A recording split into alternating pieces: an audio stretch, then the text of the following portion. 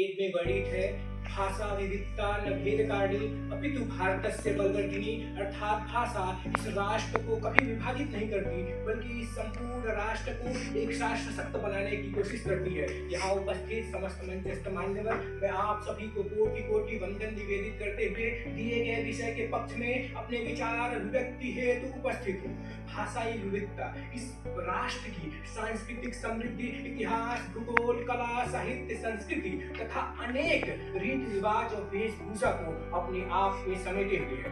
भारत के संविधान के अनुच्छेद 28 और 29 में साफ वर्णित है कि हम अपनी भाषा तथा अपनी संस्कृति की रक्षा करने का स्वयं अधिकारी है। इसके अतिरिक्त मैं कहना चाहूंगा कि 8वें अनुसूची में 22 भाषाओं को सम्मिलित किया गया है तथा 120 मान्यता प्राप्त भाषाएं 1600 बोलियां बोली जाती हैं। कहते हैं कि कोस कोस पर पानी बदले और 3 कोस पर वाणी। मैं इसको इस तरीके से समझाना चाहूंगा। इस संस्कृत को हम अपनी रानी मां मानते हैं। संस्कृत की 2 बेटियां हुई, अवधरस तथा प्राकृति, और इन्हीं 2 बेटियों की अनेक बेटियां हुई जैसे कि हिंदी, तमिल, तेलुगु, मलयालम इत्यादि। आप जब थोड़ा पीछे जाकर देखेंगे तो इन सभी भाषाओं में गजब का आदान प्रदान है। आप कभी तमिल पढ़िए, मलयालम पढ़िए, उसमें आपके संस्कृत के हूबहू वैसे ही शब्द मिलेंगे।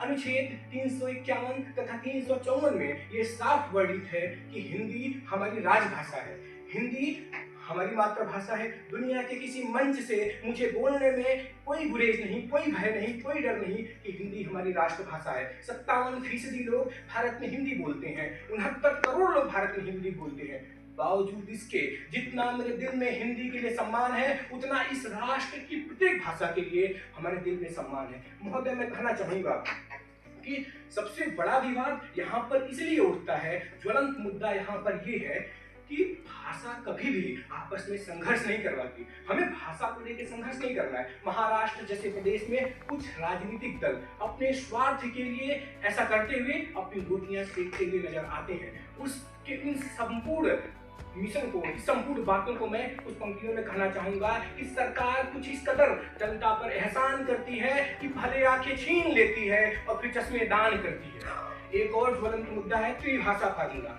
महोदय, मैं कहना चाहूंगा, आप में से कोई भी हो, या मैं या आप सभी, आप कभी पश्चिम बंगाल जाइए, कभी महाराष्ट्र जाइए, कभी तमिलनाडु जाइए, वहां के 2 शब्द आप अपने टूटे फूटे भाषा में बोलिए। ये 100% निश्चित मानिए कि वो व्यक्ति आपको आपकी भाषा में जवाब देने की कोशिश